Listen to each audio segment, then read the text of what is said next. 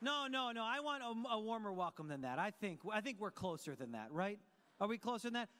Welcome to New York Comic Con, everybody. Much better, much better. So glad to see you all. Welcome to Marvel, the next big thing. A virtual smorgasbord of awesomeness from our panelists up here. We got some stuff to talk about. We got some stuff to show you. We'll have time for you to ask questions at that microphone over there. But first and foremost, I want you all to have a good time, okay? So let's all take a deep breath. Oh, that's so much better. That's so nice. Well, thank you all for joining. Let's just dive in. My name is Nick Lowe.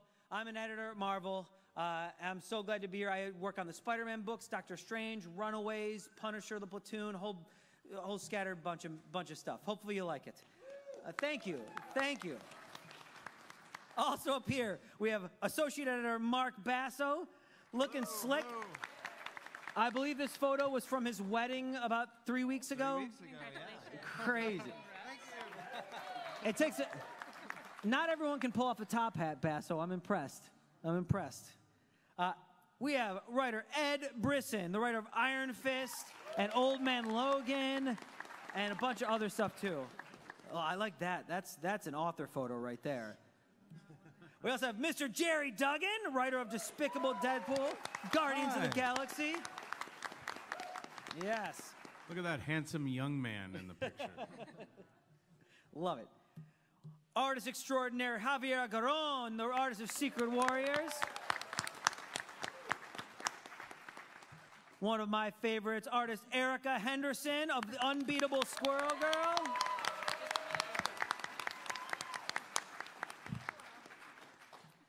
Brooklyn's own Matthew Rosenberg, writer of Punisher and Secret Warriors. Yes. We have who I feel lucky to call my friend, writer Rainbow Rowell, who works on Runaways and a ton of books and awesome stuff. And we're supposed to have Charles Soule. He might be on his way. I'm not sure. He's not up here. No, I don't see him. So I will be playing Charles Soule today. Imagine me more lawyerly. But he writes Daredevil as well as Astonishing X-Men, all that good stuff. But yes. But enough out of me. Let's start talking about the comics, which is why we're all here, right? All right. Iron Fist. We are deep into Marvel Legacy. In Iron Fist, we have Sabretooth Round 2 is the story. Ed, why is Sabretooth in this book? Who are you trying to fool? He's an X-Men villain, right? Yeah, but he debuted initially in Iron Fist. I believe it's Iron Fist issue 15? I think you're right. It's 15? Correct. 14? Okay, thank you. It's 15. Thanks, Jerry. And if I'm wrong, it's okay. We make stuff up. Yeah, that's right. So they, I don't think a lot of people realize that Iron Fist and Sabretooth have sort of a long-standing beef with one another. And in this case, we have Iron Fist has to go to Sabretooth for help, and they have to work together, and it's super awkward, not pleasant. Sabretooth does not forget. He holds grudges harder than anyone else, and so they've got to somehow get past that and work together. Essentially, the long-term goal is to kind of save Kunlun. Yeah. And this book has it all. It's got bar fights, dragons, mystical books. What else do you want in a comic book? I don't know. Here, what's that? Sure, gun. I'm sure there are some guns in there, but usually they're karate chopping them out of people's hands. So, which is what we should all do when you see a gun. That's what I say. Here's some interior pages by Mike Perkins and Andy Troy up there. Incredible work. Incredible work. Here's another cover by Jeff Decal. I believe Jeff is here in Artist Alley. Amazing cover artist. You got to go track him down. I think he's probably got prints and sketches and all that kind of stuff. But incredible stuff. 75. Another Iron Fist book we've got that is just available digitally right now is The Immortal Iron Fists. Now, if you read, there's a book called The Immortal Iron Fist about 1.5 years ago, 2 years ago, that Kari Andrews wrote and drew. This is a follow-up to that. In that book, we meet another Iron Fist. It's this adolescent girl named Pei. And the art here is Afu-chan. That cover's by Kari Andrews. Here's some amazing Afu-chan art. This book is only available on the Marvel app and the Comixology app. It's an incredible book. Issue 6 is coming right up, I think, next Wednesday, and you could go get it right now. It's a tremendous book. You got to pick it up. And look at that art. They say wizards are never late. Here's Charles Soule. Yes. How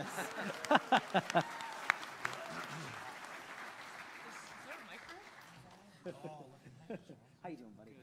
Good to see you. There's a lot of people here. There's a lot of people. I mean, it's a Marvel crowd. Yes, You know? yes, it's awesome. Excellent. We also have going on, anyone watch the Netflix show Defenders? Right? Oh, man. Well, there's also a little known fact, it was a comic first. But yeah, this book, it stars Luke Cage, Jessica Jones, Iron Fist, Daredevil, and Deadpool? What? He's not a Defender. But one of the beautiful things about comics, hey, there's Deadpool right there. Fedora Deadpool. Yeah. Hey, man. He's hiding. Welcome. That is classy Deadpool. Yes. But one of the cool things about the comics that you can't get on TV is things like this, guest stars like Deadpool. You're probably not going to see him in a Netflix show, but in the comics, you got that here. Crazy stuff going on in Defenders. Here's some incredible David Marquez, Justin Ponzer artwork. Unbelievable work. They just rammed a car into that guy. That is right. I don't envy him. And here is another arc for their legacy arc, the Kingpins of New York. Really crazy stuff. Diamondback is there. It's just Black Cat is all over that book. Any Black Cat fans out there? Yep. Keep your eyes peeled on this book. Editor Tom Brevoort and I get in lots of arguments about her in it. It all makes better comics for you, though. I promise. But here, someone we can tell you, I don't need to talk about this book. We have Charles Soule here. Charles, what are you doing in Daredevil? What are you thinking? I don't know. I gave the city away. I gave it away to Mayor Fisk, to Wilson Fisk. Did everyone hear about that? That Wilson Fisk is going to be your next mayor of New York City? Exciting. It's terrifying. It's wonderful stuff for New York City. Well, the idea of this came from the idea that Daredevil and Wilson Fisk both love New York City very, very much. They just have very, very different ideas about what it should be, how it should be handled, chaos, order, all that good stuff. And so when I came onto the Daredevil book way, way back years ago, I thought, you know what, I need to build to something huge. And what would be a bigger thing than Wilson Fisk having all the power of the mayor's office? Turns out, I did a bunch of research for this arc, and the mayor of New York City is by many considered to be the second most powerful elected position in the country, after, you can probably guess. So Fisk can basically do anything he wants. He's got the NYPD. He's got everything he needs to make Daredevil's life hell. And even though Daredevil lives in Hell's Kitchen, he doesn't want his life to be hell, even though it seems to happen to him all the darn time. And so basically the premise of this is that Kingpin is not just the Kingpin, he becomes the king. And that happens on page 1 of that issue there, Daredevil 595, which starts the legacy story and builds and builds and builds to Daredevil 600, which is a massive Daredevil story. It is my attempt to do something really unique and signature that has not been done with the characters before.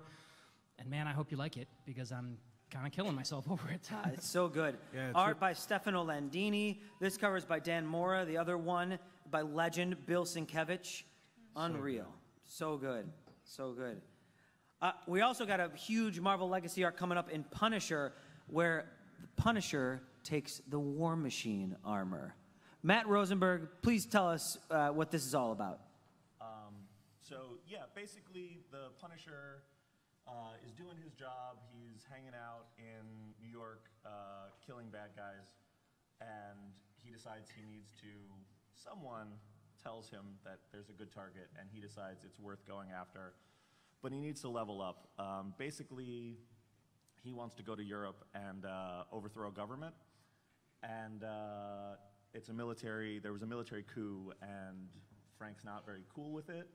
And to level up, he decides that he is going to take the War Machine armor while no one is using it, because sadly Rhodey was killed. So it's just Punisher, who is the most dangerous character, I think, in the Marvel Universe, and usually carrying a pistol and a knife. We give him a nuclear weapon and send him off to war. And In a lot of ways, I think the book is,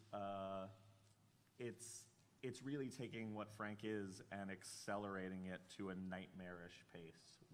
It starts off as a nightmare, and now it's everyone's worst fear of what Frank could be, and he has that possibility and that potential, and it's just about what that looks like for the world. It's so cool. These are interior pages by, I'm not sure how to pronounce his first name, I apologize. Juju Villanova? Sure. Is it close enough? Yeah. Yeah? Close enough for me. Okay. Mark Basso, you're working on this book. Yeah. Anything you want to add to what Matt was talking about? Well, I just think that Guy, you may not have seen his work before, but just from the brief glimpses up there, he's really bringing the action to like a whole other level. I mean, Matt's writing some really awesome stuff, as you can imagine. If you have Punisher and the War Machine armor, you better see some awesome stuff. So I can promise you that they are both bringing that to it. And I mean, I can't think of anyone better to draw it. It's really looking amazing. Yeah, those are incredible interior pages, and these covers are by Clayton Crane, incredible digital painter. We're really glad to have him back at Marvel doing some work on this and some Venom stuff. Incredible. I'm saying that word too many times. I recognize it. And then there's books like this. We have a book called Punisher, the Platoon, which, thank you. This book written by Garth Ennis, drawn by Goran Parlov. We've actually been working on this book for about 3.5 years, almost 4 years, when Garth started writing it. And Goran, he got swept away to do a book over at Millar World, and he came back and he did such an incredible job. We also have Jordi Belair on colors, which I'll show you some of that right here. Unbelievable. These pages have never been seen before by anyone outside this room. These are our pages from issue 2. Goran and Jordi are doing incredible work. So the story here is a story we've never really seen before in comics or anywhere, where this is Frank Castle's first tour of Vietnam. It's his first command. He's a lieutenant, and we meet the men of his platoon, and we meet their adversaries. You'll recognize one of the characters if you've read a bunch of the Max books before, but there's this new character, this Vietnamese warrior assassin, a young woman named Lai, who is such a cool new character, and she causes some major problems for Frank and his platoon. But this book is chilling. It is a companion kind of to, one of my favorite story arcs of all time was a Punisher Max story arc called Valley Forge. If you haven't read, you have to go seek it out. It will make you weep. It'll make you, question choices you've made in life. It's just one of those books. And this book is very much a companion to that. So I hope you pick it up. Let's get back to the super fun stuff, okay? Secret Warriors. We not only have a writer, Matthew Rosenberg, here, but we have artist Javier Garrón. Secret Warriors. Javier, we've heard from Matt. I don't want to hear more from Matt yet. Tell us about your approach to this book, what you like about it, and why you wanted to draw it. Well, I mean, the Inhumans group of characters after Inhumans versus X-Men, they are in a unique position inside the Marvel Universe. It's so dramatic because it's a terminal position. They're facing extinction as a species. And in this kind of extreme situation, we have a bunch of individuals that gather to face in first term all the events that are happening through Secret Empire, and they come even if they are unlikely together, because a team that reunites a spy, a master of the martial arts, but also that is his own plans, his own secret plans. We have also the most intelligent person in the Marvel Universe, which is also an 8-year-old with a very bad temper and a giant dinosaur. And, we have people who doesn't seem that fit together. When they first told me about the book, it was like, awesome, we are getting all these cool characters, but how they're going to work as a team. The thing is, they work together as a team because they face something that is greater than anything that they have faced as individuals, and they need to be together. And they find a way to trust each other, but things are not as simple as they seem, and throughout the book, the team starts to fall apart but at the same time, they try to find a way to keep standing together because the threats are still so big, so big. And in the middle of all that explosive mix of elements, we still find so much humor, so much warmth in each of every single character. My English start to gear up. Spoken English. So, and it's a book that has, this is a little bit topical to say, but has a little bit of everything. It has drama, it has humor, it has incredible action, it has amazing dialogues, and it finds the place. It doesn't feel like forced. It comes out natural, and it all comes from Inhumans versus X-Men throughout the first arc of the series, the Sacred Empire arc, and everything is continue to evolving through the second arc. Everything that happens in the second arc, it's a direct consequence of everything that happened in all those things. That doesn't mean that you can start the book on the second arc by any means. But, I mean, what's not to love? Yeah. In all that? Absolutely. Matt, you want to add anything to that? Yeah, I would just say, yeah, the book is Quake, Miss Marvel, Moon Girl, Devil Dinosaur, Karnak, and Inferno. And in our Legacy arc, like Javier said, it's about the Inhumans in some way facing extinction. It's about the young characters who don't necessarily feel like Inhumans and don't identify that way. And they're looking for, you know, a cure for this in a certain way, a cure for their own death of their people. And as you can see here, someone who is very interested in extinction and genetics and species, Mr. Sinister from the X-Men, he is going to appear, and what his role is and his involvement in the team is a little curious. So we added someone to the roster who's a little more used to going up against Mr. Sinister, and that is Magic from the New Mutants and the X-Men. She will be joining the team to be another semi-functional element. That's awesome. So cool. These covers are by our panelist, Javier Garrón. They are beautiful. Excellent. Thanks. Let's move on to the next book. Another book that we've been working on for a very long time. So excited that it's finally out there in the world. Runaways. Any Runaways fans out there? Yes. Has anyone not read Runaways #1? Anyone? Any hands? You can raise a hand. Has anyone read it? You haven't read? You haven't read there? You want to come up and read it? No? You want to come up and read it? Come on up. There you go. It's so good. Rainbow. Yes. Rainbow Rowell, will you please tell us about this book? I'm very excited about this book, Nick. The Runaways was my favorite Marvel comic, and I read it when Brian K. Vaughan and Adrian Alfona introduced it, which feels like 20 years ago, but I think it was 14. And it was a book that it quickly became the book I looked forward to every month. I felt that it was unlike anything I'd really ever read at the time. That the characters were so beautiful and so beautifully built, so that they each had such a unique and, like, as I write novels, it's difficult to write a character that just feels like it goes 600 miles solid. And that's how the Runaways always felt to me, each of them. So when they ended their time in the Marvel Universe, it always seemed to me like they were the sort of characters that had a lot more stories in them. So when Nick and I started talking a few years ago, I was desperate to bring the Runaways back. So in this first arc, what we're doing, well, if you read the original book by Adrian and Brian K., I think probably people call him Brian K., which if you haven't, you should. You just should. It's really great. But it's about these kids who are thrust together when they realize that their parents are supervillains, and they kind of betray their parents and go on the run. And so they became this family, but they never chose each other. And what we're doing in this arc is we're giving those kids a chance to choose whether they want to be runaways. It's a getting the band back together story. It's basically the plot of the Muppet movie, or the Country Bear movie. I mean, whichever you prefer. I like both.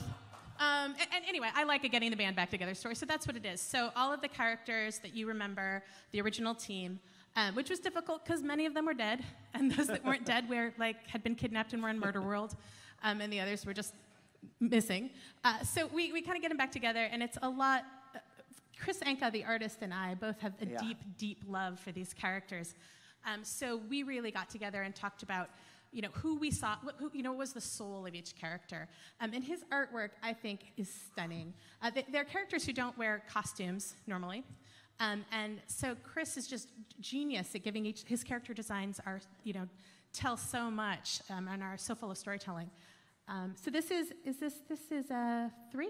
Yeah, this is from 3. This is again, no one else in the world has seen these pages but you people sitting here. And those are colors by Matt Wilson. Yep, Matt Wilson, Chris Anka art. It's incredible. We were so excited to see what Carolina's her rainbow effect would look like. And so when I saw this page, I was like, oh, that looks so great. So yeah, we're very excited.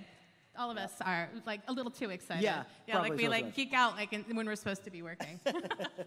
And if you haven't read the original series, you can get a free copy of Runaways #1 at participating stores this month for the Halloween Comic Fest. Oh, wow. Free comics, everybody. Free comics. That's a great comic. Read it. The Unbeatable Squirrel Girl. Yes. Yes. We're very lucky. Like we said, Erica Henderson is here. Hello.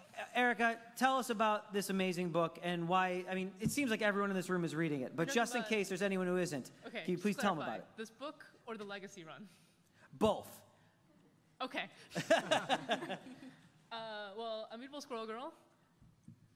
That's a lot. Okay, we'll have the Legacy run first. It's easier.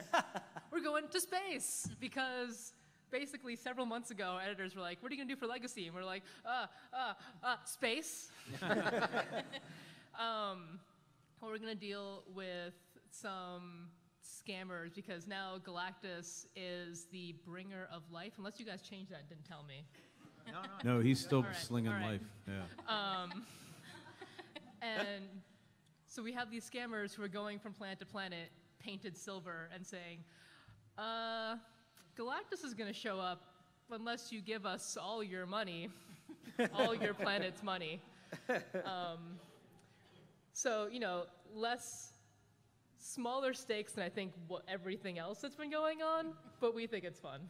Just getting to play with, some Galactus stuff and surfers. We didn't get to do surfer the first time we did Galactus, and, that's a mistake. It's so great. But this book is the end of the Dinosaur Ultron run. Yes. Which was fun. It's such a great book. It's so much of its own feel. Here's another amazing Erica cover right there. And then here is the space cover that she was talking about, celebrating that. And the previous one I'm really excited about because this is our zine issue, which is all going to be short stories by characters in the Marvel Universe, done by various artists. Oh, that's really cool. And I don't know which one's been announced, but there's one that we're super excited about. That one's not been announced. Okay. But Tom Fowler is in there. Mike Cho is in there. I mean, I love Tom. I love Tom. But he's already done some Squirrel Girl, so whatever. Carla Speed McNeil's in there. Ooh. And then one super secret guest that I'm so jazzed about. Oh man, we can't get it out of you, huh? No. Okay. No. I tried. Do it. Blurt it out. I can't. I think we'll get in trouble. I'll just get an instant email from Will saying "What did you do?" What'd you think? He said, "Say it." Do we have a microphone you can say that into? Yeah, here. That was fantastic. Yes, it was. Thank you. Thank you. Oh. Anyone want to read Punisher the Platoon #1? I do. Sorry, Matt. Sorry, Jerry. Take a seat. All right. Anyway, but Squirrel Girl, she eats nuts, she kicks butts, she's the best. If you haven't read it, it's one of the most incredible, unique books out on stands. Even they pack so much into every issue. There's even writing in the margins. They just. There's no stopping Ryan. Yeah, there's no stopping it. There's no stopping. Awesome. All right. Next up, we have Guardians of the Galaxy. Have people heard of these? Yes. Right? Right? And we live in a very special time. Jerry, tell us what you guys are doing for Marvel Legacy. Well, in Legacy, we started a lot of fires before this, and now some of these fires are burning out of control. Gamora is on a quest for the Soul Stone. She feels part of her is trapped in there. There are other people questing for stones now, and things are getting very dangerous. In Legacy, the Nova Corps has been sabotaged from within, and a former S.H.I.E.L.D. agent from Earth that is now embedded in the Nova Corps is asking for help. So the Guardians join the Nova Corps, and in doing so, somewhere in there we'll get a clue to one of the Infinity Stones, and I cannot wait for you guys to see when and how and everything. Where it is pretty special, I think. So great. And they have a new teammate, right? They do have a new teammate. He's right there on the cover, awfully small. After his life burned down in Secret Empire, in the Marvel Universe, when you want to get away, sometimes leaving your city is not enough. Scott Lang, Ant-Man, has to get off the planet. So he hitches a ride with the Guardians, and then will make some discoveries that will maybe keep him with the Guardians for a little while. Indeed. And if you've seen the Guardians of the Galaxy movies, and if you've seen the Ant-Man movie, one thing you're probably not going to see, at least until another year in the movies, is these characters together. Well, that's what this comic is also for. So go pick up this comic. Here's some interior Marcus Toe art. It is lovely. That's the new Nova headquarters. They are mining an asteroid and selling off. They're hollowing it out and selling off the pieces to pay for being the Nova Corps. And those are some raptors there. Those are the fraternity of raptors are back. They're a little bit different than they were before. Scott is on the team, but Scott will find a very personal reason for staying through some of these missions. Awesome. And here's another great Aaron Cooter cover. Hey, that's Nova. What? Yeah, Nova and Peter Quill. Nova. What is Peter driving? He's got a new Nova Hog. That's what that is. He's swiped it to go on a mission with his friend. This is a fun issue. Peter didn't know that Rich had survived his experience in the Cancerverse. So a little mission, and then this particular issue, overall story that we're telling, this big stone epic. So please don't miss it. It's awesome. And in fact, you're also racing towards a giant issue 150. Yeah, and who's that? That's Adam Warlock. He's back. He's been gone for years. He's been gone for years, and welcome back, Adam. Well, you know what? There's more than one return in that issue, but the Adam Warlock return is, I think, fun. I think it's a thing that we haven't seen before, and it introduces a new wrinkle to the Stone Quest. Well, and you're not off the hot seat yet, Jerry. Oh, God. Because we're also going to talk about Deadpool. Any Deadpool readers out there? We know that guy is. Yes. I love Jerry and his team and Scott Colbush and Mike Hawthorne and all these amazing artists. Their run on Deadpool is one of my favorite books to read. I mean, luckily, I get to do it as a job. That's part of my job. But I look forward to it. And right here, he's killing Cable? He is killing... He's killing Cable. No, he's sincerely killing Cable. That is, what is Deadpool's legacy more than that, right? We met Deadpool. He was trying to kill Cable. Unfortunately for Wade Wilson, he was following Cap before he ever heard the words "Hail Hydra," and poor Wade got all of the blame rightly for the bad things he did in Secret Empire, and none of the credit for the little things that affected the outcome. And as a result, he's really a heel. You would not trust him. And in this particular moment, that's when Strife comes calling, and he owes Strife four names. So these are names that Strife will say, and then Deadpool will kill them. That is in return for Strife having saved 4 lives for Wade earlier this year. And we've done some really awful things to Wade, and this feels like some of the worst stuff we've done. It's a whole new basement of digging. Yeah, that's Scott and That's Nick Scott. Filardi, and I've always been lucky in collaborators, but these guys now, everyone is firing on really just. It's amazing to see these pages. I can't tell you how cool it is. Most people get bummed So out when nuts. they need to do emails. I run to my phone or computer to check it, and Wally's working and Hawthorne's working, so Yep. it's an embarrassment of riches.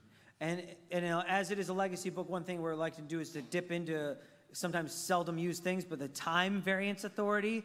Any Walt Simonson fans know of that? That's something. And that's, I think that's the first appearance of the TVA, like right there. In your book. In the book, but because we're dealing with time. Deadpool travels back to the Thor issue. Oh, that's great. Yeah, it'll be a lot of, it's not fun for Deadpool. Hopefully it's fun for you guys. So it's got time cops. Yeah. Exactly. Lots of time cops. Yeah. That's awesome. And here's the Mike Hawthorne cover for the next arc called Bucket List. Really, really cool. Cool, yeah, I haven't seen that colored yet. That is there you go. awesome. So great, so great. We also have something new that I don't know if we've even said to the public. We got a new series starting up called Weapon H. Now, if you don't know, there's a recent crossover between Weapon X and Totally Awesome Hulk, where someone took Hulk's DNA and the DNA of Wolverine and Weapon X technology and combined them to turn someone into a Hulk with claws. It is the most 8-year-old idea that I can think of, and I love it. Incredible. More on that as we go. But enough of us That is really jibber-jabbering cool. at you. We want to hear from you. There's a microphone over there. When you get up there, stand close to it so we can hear you. We want to hear your beautiful voices.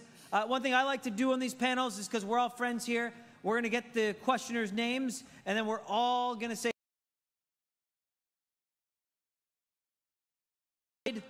Hi, Wade. Hi, Wade. Hi, Wade.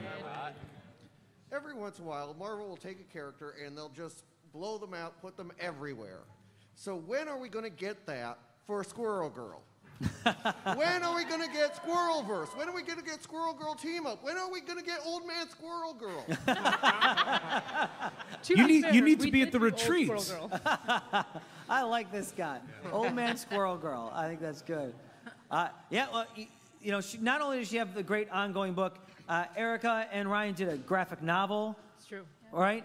It's true. So right now there are 2 Squirrel Girls, and there is an old, out-of-time Squirrel Girl from another timeline. It's so true. So you basically already have, old woman Squirrel Girl. We're setting it up. Yeah. So great. But you have not seen the full extent of Squirrel Girl's involvement in the Marvel Universe. There's big things coming.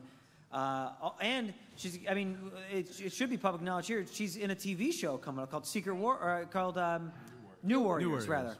All the Warriors are getting confused in me. I've heard unbelievable things from our friends on the West Coast working on that. So look for Squirrel Girl there. Hello, what's your name? Hi, my name is Christian. Hi, Christian. Hi, Christian. Hi, my question is actually for Jerry Duggan. Okay. Hi. Even though we spoke actually previously already today, but I do have a question for you. It's nice to see you again. Yeah, it's nice to see you too. You know what? Forget it. It's nice to see all of you. Come on, let's give a round of And also for Nick Lowe. Come on, thank you. Yeah. What was your question? So my question is actually regarding the title of your next arc that was just announced for Despicable Deadpool, in relation kind of Deadpool versus Deadpool kills Cable, because usually a bucket list is something people write right before they die, and then Deadpool is killing Cable, and considering what's happened to Deadpool at the end of Secret Empire, I mean, his life is just done. And you also did an issue about suicide in your Deadpool run, I believe was issue 20? It was hopefully it was an anti-suicide issue. Anti-suicide. That's not like what the other issues of Deadpool that made you want to kill yourself. No, none of them has made me want to kill myself, believe me. Okay. In fact, they made me want to live. Good. So I can read more of your No, I'm glad. Yeah. So, anyway, is there a reason for that, for the interesting distinction between those 2 titles, for what you're going for in your Deadpool run? I mean, just... No, not really. We just, Wade's tying up some loose ends post Secret Empire. But yeah, I wouldn't read too much into it beyond that. Okay. But I appreciate it. Thank you again for reading. And I imagine when you're dealing with a character who's nearly impossible to kill, like anything involved to push that to its limit is a natural like direction to go, right? Totally. Well, that's also what I was kind of getting at with my question, because the fact that you can't kill him. So. Sure. Could cover him in molten adamantium. Could do that. That's true. Thanks, buddy. Hi, what's your name? Hi, Max. Was it Max? Max. Hi, Max. Hi, Max. Hi. Question for Rainbow about Runaways. You very distinctly didn't address the nature of Nico's witch arm in the first issue. Is that going to continue to be unaddressed, or? Well, I would say that it was yes, I would say that Nico's arm was addressed in the first issue, and she says none of your business and takes it back. So yes, I'm not going to tell you about it, but maybe Nick will tell you someday. Thank you. Yep. Yeah. There you go. I mean, we were very careful with all these characters. It was very important to Rainbow to make sure that we didn't ignore anything that was going on with any of them. Yeah, I'm far more interested in continuity than Nick would like. And, probably more than I am. Yeah, for sure and more. He would often be like, you can just relax. We can get to that later. We don't have to cover everything. Because as someone who's read all the other books, I just sort of have this idea that everyone else has read that original run 5 times. And it was hard for me to pull back and not address everything. That's great. Hello. Hi, what's your name? My name is Sander. Hey. Hi, Xander. My question is, since both the Guardians and Squirrel Girl are going to be in space, will they team up possibly? Good question. That is a very good question. And a very good idea. Yeah. Let's chat. Let's sidebar after. I would sincerely love that. I don't know. To talk to Ryan. Awesome. I don't do Hey, the Xander, lights. you want a free comic? Come on up here, buddy.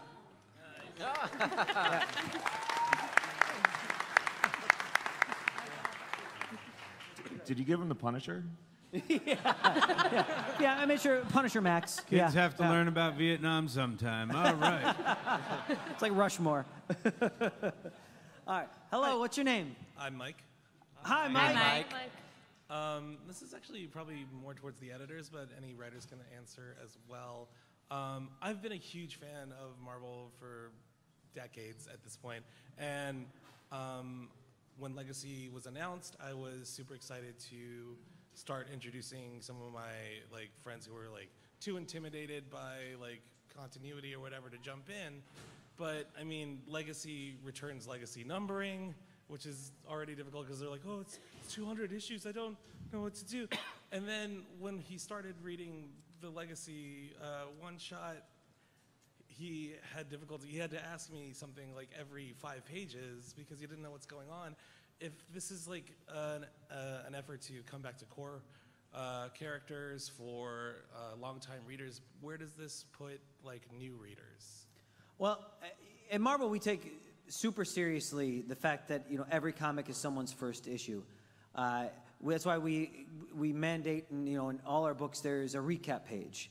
That's something we've been doing for over a decade now, because we don't want, especially in this day and age, when I was a young man and I was reading comics, there weren't recap pages, and there also weren't trade paperbacks.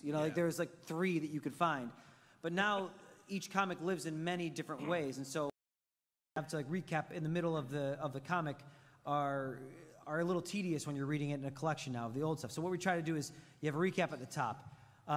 With the Legacy numbering and all that kind of stuff, we are trying to celebrate the past, the present, and where we're going. The numbering, it was something that we thought about doing before. It just sounded like a fun game for hardcore comic fans. But we're not abandoning things like the recap pages. We're certainly not abandoning the new characters, any of that stuff. There's room in the Marvel Universe for all. Make every comic book welcoming to people. Legacy was definitely aimed at that one shot at the long-term fans of trying to be like, hey, here's a bunch of stuff you can read. For newer fans, I might point them a little more at, things like Squirrel Girl and Runaways, and or even just a single issue of a.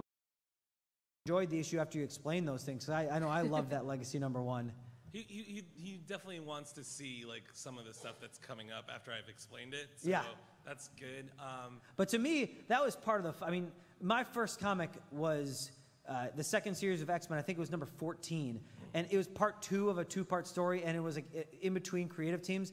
I didn't understand a single thing in that comic, I don't think. Yeah. But everyone was so cool, and they looked so cool, and they had these crazy powers.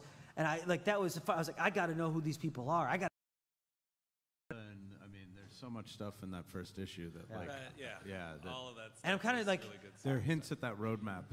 And with the internet at one's fingertips now, of like looking things up. Like I'm very old, and so I didn't have the internet when I was reading these X-Men comics to look, Wikipedia, Jean Grey, and Scott Summers, and these people. But yeah, so. Yeah, I mean, I was kind of lost reading the most recent Legacy issue of Iron Fist, but it made me want to go back and read the previous Awesome. arc because I was just like, wait, who are all these people now? Yeah. So yeah. Stoked. Awesome. Thank you. Hello, what's your name? I'm Cho. Nice to meet you all. Hi, Cho. Hi, Cho. Hey, Joe. Good to see you. So my question is, as creative people and the expansion of the Marvel Cinematic Universe with TV shows and whatnot, Runaways getting one, and Humans, Daredevil, if you got onto a project after a TV show, has watching the TV show have influenced anything like about your character designs or the art style, and if you know that the show is going to be getting a TV show, like with Runaways or Squirrel Girl, do you ever write scenarios or draw things like this should be made for TV or cinema? Rainbow, you want to talk about with Runaways? And then I'll talk generally after that? Yeah. So when Nick and I started finally really working on Runaways, that just happened to coincide when you got news of the Runaways TV show. And we didn't know anything about the plot or the characters while we were, I wrote the first 6 actors look like or anything. And I kept saying to Nick, like, am I going to write? And what he said was, we kind of just keep them separate. And to do what you need to do. And I was writing inside comics continuity, so my Runaways book picks up inside the Marvel Universe where these characters are now. I believe this show is an origin story, so it's going to go back and kind of retell and reestablish the origin story. So we were able to keep those universes separate. I was writing a new arc, and I'm hoping that people watch that show and then maybe, pick up one of the books that we wrote. And so I wrote it so that you could come on board, and there's the resonance of the same characters. But I don't know if you've ever read fan fiction. Yes, okay. A lot. Something that fan fiction really taught me is the capacity for our brains to understand characters and the soul of a character, even in many, many, many different scenarios. I really don't think that people are going to get that messed up. Like, I understand there's a difference between Captain America in the movies and Captain America in the comics. So I think that if you fall in love with a character, often that love for the character can cross over into a new world and a new scenario. And so that's my hope, that if we get the soul of the character right and they get the soul of the character right, that the resonance will kind of work back and forth. Yeah. In general, we always try to see ourselves as costumes look a little bit closer, or if like there's a certain makeup, or if there's a big character in there, we'll bring it back there. But we, other than the literal adaptation comics, which are kind of a whole different animal, we never try to adapt the movies. We're always, again, we try to tell what, Guardians of the Galaxy 2 came out, this would be like Guardians of the Galaxy 25, and the neat thing about it is that a lot of the things from comics 10 and 15 years ago now are happening in the movies, and they're happening in the TV shows, and that is really, especially when there are things that people doubted so much. I remember I was already, again, I'm very old, I was already working at Marvel when Ed Brubaker pitched The Winter Soldier, when he pitched Bucky coming back. And the internet was like, no, I don't think so about this. And even up on staff, half the people on the staff, when you first heard the idea, no, that was one of the sacred things. You don't bring Bucky back. Bucky's gone. But Ed's plan was so cool, and the story he wanted to tell was so cool. And then to see it on the big screen, embraced, and now, I think everyone looking back would think, well, of course everyone liked that story and wanted it. No, that's not how it goes. So we always try to be, again, 10 years ahead of trying to tell the cool stuff that they might try to put on screen what we're doing on the page. Thank you. Thank you. Great question. You want free Venom or Amazing Spider-Man? There you go. Sketch cover for you. Awesome. Hello, what's your name? My name is Sebastian. Hello, how are you? What is it? One more time? Sebastian. Sebastian. Hi. Hi, Sebastian. Thank you, Jerry. Basically, my question is, I want to know if in the new comic we like ally with the Avengers, because I think the Defenders have like a great potential to be like world superheroes, and like I know basically that well in Netflix TV shows the Defenders are fighting a really big organization, but SHIELD is doing nothing when it's supposed to know that a hand is there. But yeah, so maybe I'm hoping in the comics the Defenders and the Avengers and SHIELD can work together. You know what I mean? Sure. Well, and you got to remember that some of the Defenders team have been Avengers before, and all that stuff. Well, again, one of the cool things about the Marvel Universe is you see these characters always come together. One, I don't know that they'd necessarily be on the same side if they came together. So that's I feel like assuming a fair amount. But I wouldn't be too surprised to see something like that happening. As you saw, Deadpool showing up in Defenders. You know, Punisher has already been in Defenders.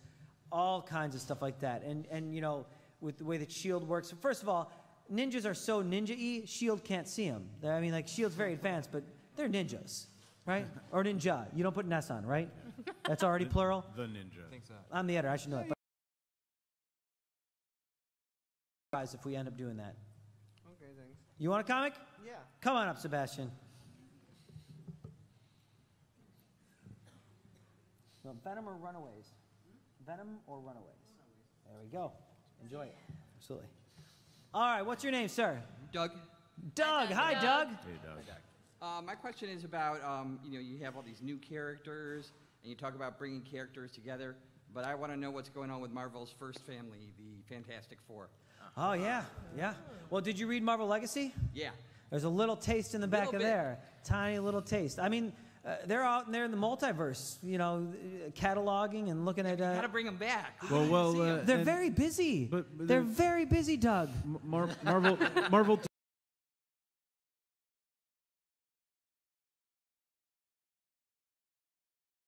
Jimmy Chung, so you get a little bit more taste there. But I don't know, Doug, do you have a family? Yeah. Do you have kids? Yep. I have some young kids. Life is so busy. I can understand why they don't have time to do a comic. You kidding me? Imagine trying to find like a soccer class in a different dimension. It's hard enough finding it here. All right, Doug, you want either a Venom or a Punisher comic? Sure. Step right up. Hello, what's your name, sir? Union Jack, right? Yeah, I'm nice. John. You can call me Joseph Chapman if it makes you feel more comfortable. I'm excited with all the space action, all the titles there. Any chance you can shoehorn team up with Beta Ray Bill in any upcoming Cosmic comics there? Beta Ray Bill. Give it up for Beta Ray Bill. Come on. What's that? Well,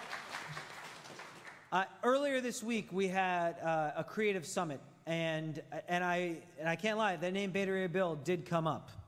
Awesome. So keep your eyes peeled. I've been pushing for it. Yeah. Oh, and he was on the cover of that Squirrel Girl issue.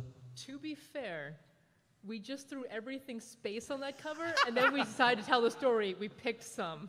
I don't know. You've made a promise. Oh. You've made a promise, Erica. Boy. I've never put anything on a cover that hasn't shown up in an issue. All right. That's a lie. All right.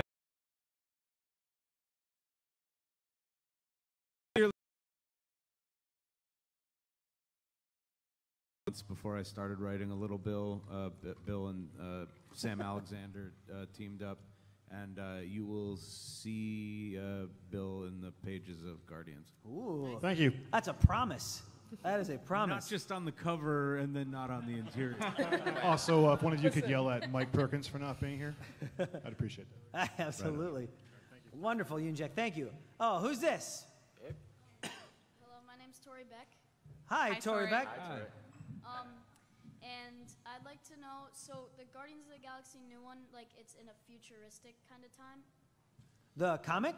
Yeah, so it's like after Guardians of the Galaxy 2 or before Guardians? You know what? We are the comic is being published in the current Marvel Comics timeline.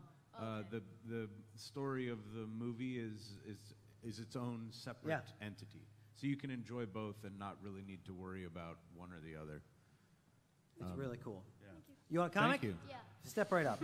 All we got left is Punisher. No, it's we a have small Venom. Southeast Asian nation, and hope you. Ever heard about the Viet Cong?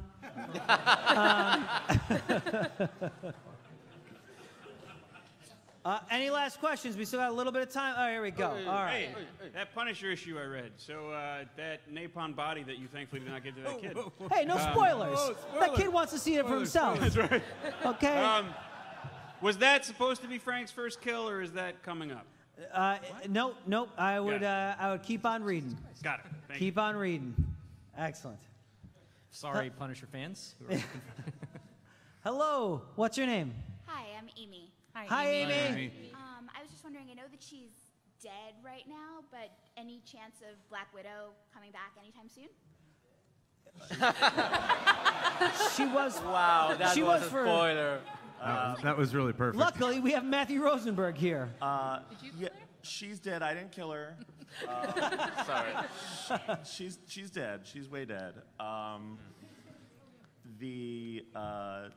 Captain America and Nick Spencer killed her, and there's a book coming up that starts in December called Tales of Suspense. We start issue 100. You should read the previous 99. If you didn't, that's fine.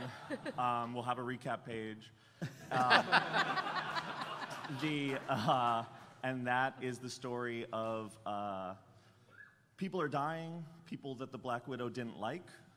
They're dying in widow-esque ways. And two people separately are investigating, thinking maybe she's alive or maybe someone wants them to think she's alive.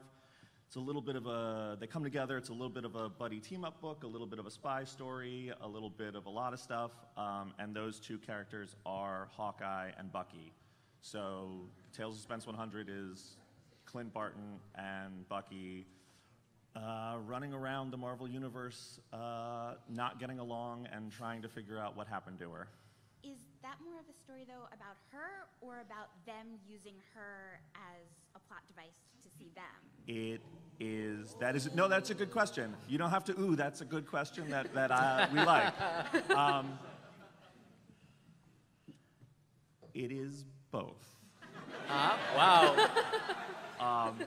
She's dead, so... Just yell Iron Man, and Yeah, she's dead, but if you like Natasha, read it. That's all I'll say. It's a mystery, so I'm not going to be like, You want a comic? Come on up. Yeah, you want a comic. This is my last one, though. I'm very sorry. I've given them all away. Everyone just sits down. Thank you. Thanks for asking the question. Hi, what's your name? Hi, my name is Katie Ann. Hi, Can. Hi. I'm a children's young adult librarian. Awesome. Thank you. Thank you for putting comics out there for us to read. So often a thing I try to work with parents is they get very concerned about things that happen in comics. Are they for adults? Are they for kids? And things that I end up pushing end up being like Squirrel Girl and the Runaways and stuff like that. What other comics do you recommend for young readers like that and for the parents for them to feel like these are great things their kids should be reading? Moon Great Girl question. and Devil Dinosaur. Yeah. Moon Girl and Devil Dinosaur for sure. It's one of the best books at Marvel. It's awesome. Miss Marvel as well. I got an 11-year-old daughter, and she reads all those books, so definitely those. There's Hellcat, which is done now, but that should make it easier, actually. Okay. There's a great series called Spidey that came out. It was a 12-issue run that's intended for people of all ages. That's great. Amazing Spider-Man we try to keep friendly for the whole family. There's, to be honest, like it's a really lucky time for this because there's a bunch of books that are aimed pretty square. Unstoppable Wasp is great, absolutely. And there's so we got some stuff that we haven't announced yet. Oh, there's Disney Publishing Worldwide Group I think that's their full name. I can never get it right. They always correct me. But they're great people. They put out a book, a Spider-Man and kind of book, like a Spider-Man and the superheroes. And we actually have a new comic of that coming up as well that's got a companion to that as well. So there's a ton of really, really good stuff. Garth Ennis has a new run on Punisher coming up. No, don't do it. Don't do it. But thanks. Thank you. Thank you so Thanks. much. Hello, what's your name? Hi, my name's Elizabeth. Hi, Elizabeth. Sorry, I'm taller than this. I love all you guys, but this question's for Rainbow. Rainbow, Yeah. your books are amazing. Thank you. Especially Fangirl, which is a perfect time to talk about this. In Yeah. Thank you. But I was wondering, how did it feel to go from these books, these characters that you could create, to going into the Runaways and also having to write strict issues with Right. characters that even though you get to live with the soul of them, they are still already etched in stone in a way. Yeah, I don't know that I could do just any book, but because it was a book that I really loved, and I really loved the characters, they already kind of felt like they were a part of me, and it was difficult shifting, angsting about whether Chase and Gert are going to kiss to the person. And realizing, like, that's a really big shift of perspective, because all of a sudden you're like, don't hurt me. You go from, like, don't hurt me to, like, hurt him, hurt him, hurt him in a double-page spread, you know? But I think I also was drawn to those characters even before I was an author, because they are similar to the sort of characters I like to write. They're teenagers who talk a lot, who get more wrong than right. I mean, they make a lot of mistakes. Relationships are a big part of Runaways, and just dialogue is a huge part of Runaways. So Brian K. Vaughan wrote them very bantery to begin with. So I think that's why these characters resonated with me, and why I thought, like, I can't do exactly what he did, but I think I can.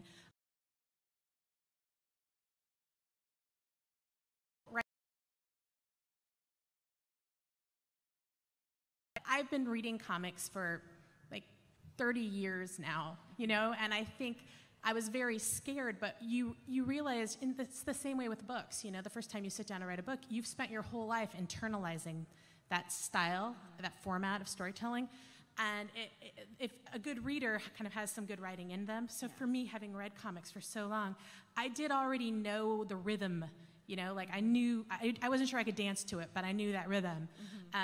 Unfortunately, it's a collaborative process. So whereas I'm all alone writing a book, or at least I was at the beginning, you know, pass or fail, I'm not alone. So I have people I can bounce things off. I have Chris Anka, who I can work pretty directly with for the next, you know, for issues I write from now on. And I had Nick and Kathleen Wozniacki at Marvel, who were really collaborative. So it was very intimidating, but it was not as horrible as it could have been, or I felt, you know, I was worried.